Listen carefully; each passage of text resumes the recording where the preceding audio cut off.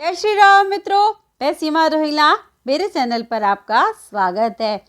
आज हम लेकर आए हैं सर्दियों का विशेषांक मेथी का लड्डू।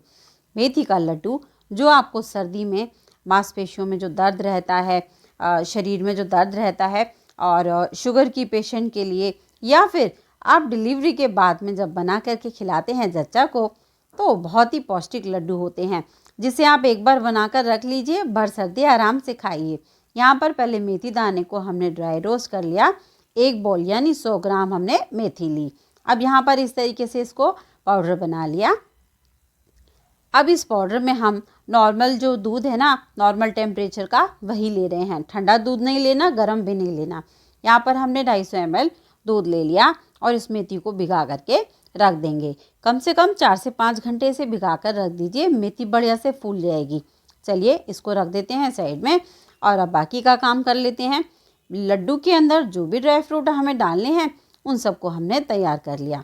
यहाँ पर देख सकते हैं पिस्ता हमने लिया है 50 ग्राम और किशमिश ली है हमने 100 ग्राम।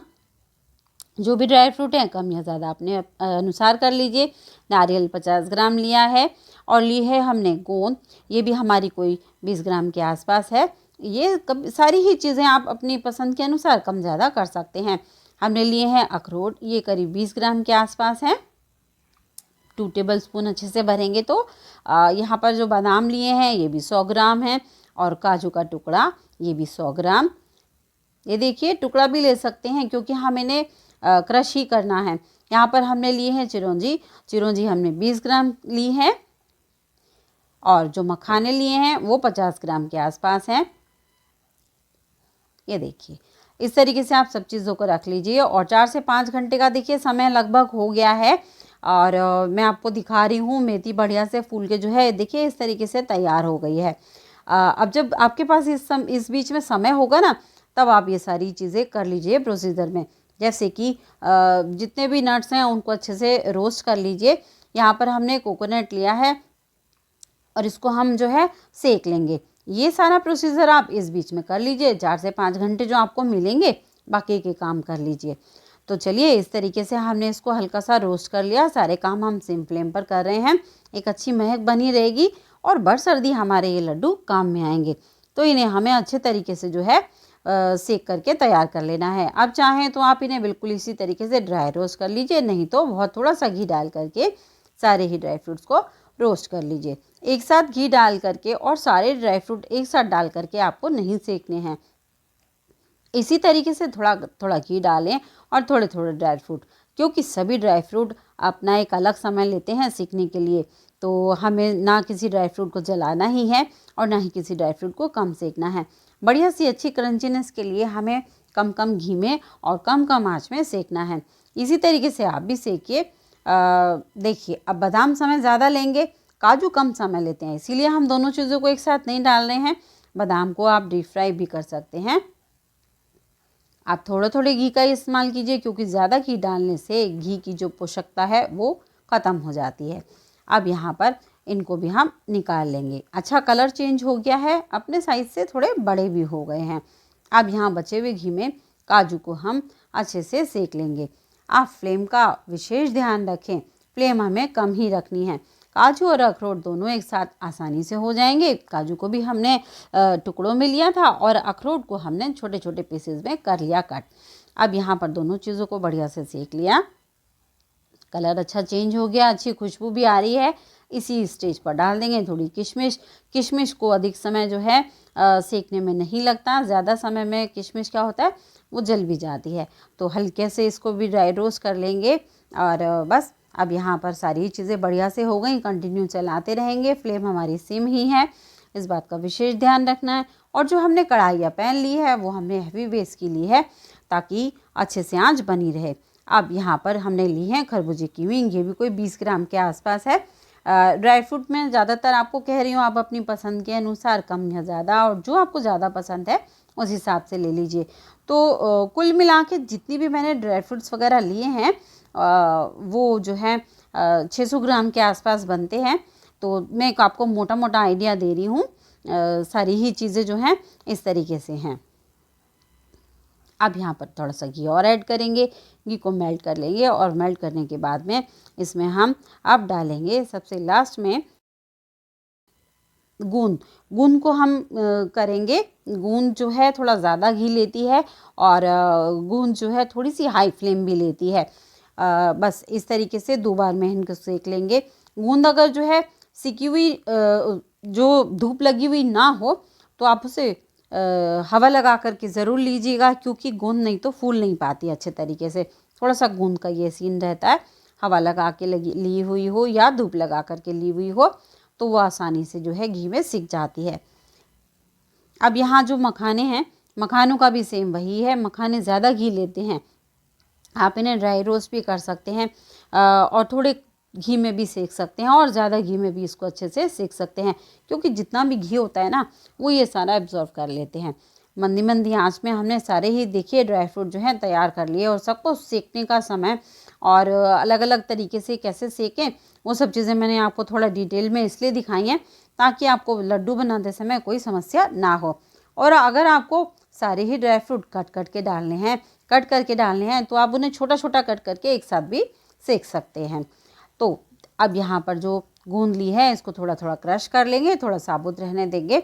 अब क्या करेंगे, अब घी डाल करके हम इसके अंदर डाल रहे हैं आटा। ये आटा जो है 350 ग्राम के आसपास है और आटा जो लिया है मैंने वो लिया है सिंगाड़े का।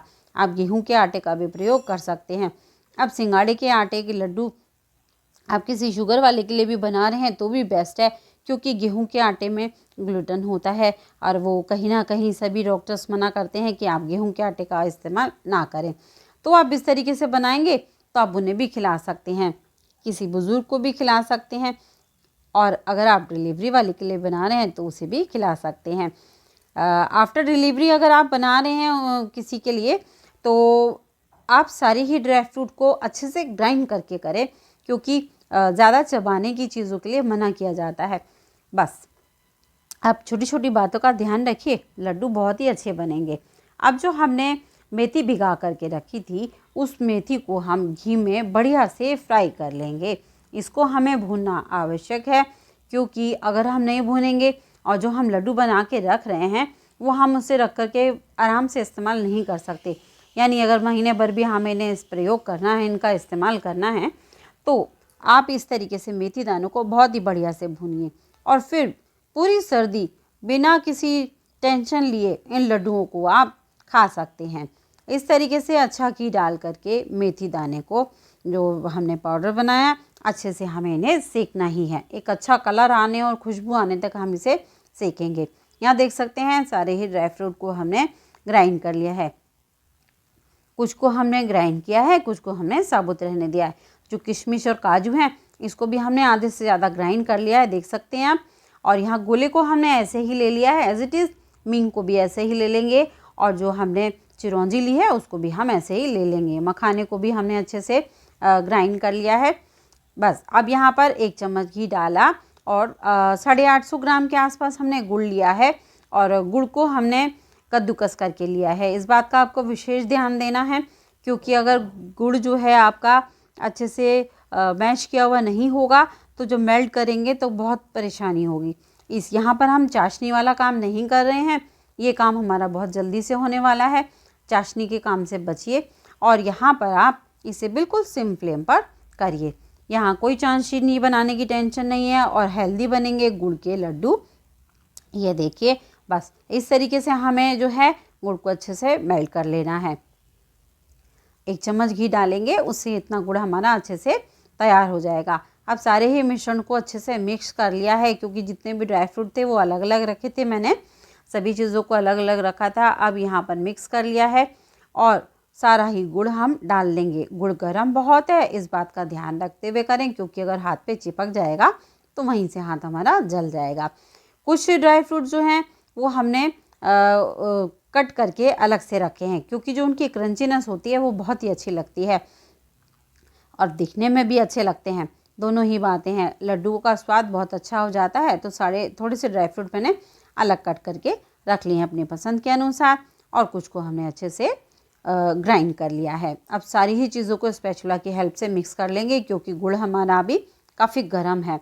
अब हल्का सा ठंडा हुआ है तब हम इसके अंदर जो और ड्राई फ्रूट्स हैं उन्हें भी डालेंगे, प्लस जो हमने गुड़ डाला है वो भी अच्छे से मिक्स कर लेंगे। अब यहाँ पर जितना भी हमने गुड़ लिया था और जितनी सामग्री ली थी वो सब सामग्री हमारी बिल्कुल सफिशिएंट हुई है और लड्डू बहुत अच्छे से बन रहे हैं। उसके लिए आपको क्या करना होगा, एक बार आप अच्छे से मुट्ठी बना करके ज़रूर देखिए।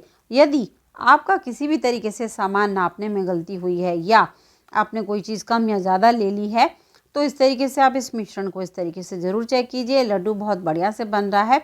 यदि आपको किसी भी चीज़ की कमी लगती है, गुड़ की या घी की, तो आप ले सकते हैं। वैसे घी की इसमें कोई ऐसी खास विशेष आवश्यकता है नहीं।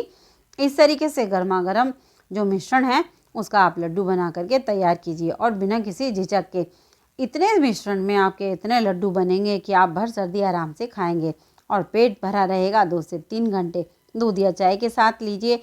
अगर जानकारी अच्छी लगी है तो प्लीज़ वीडियो को लाइक शेयर अवश्य कीजिए।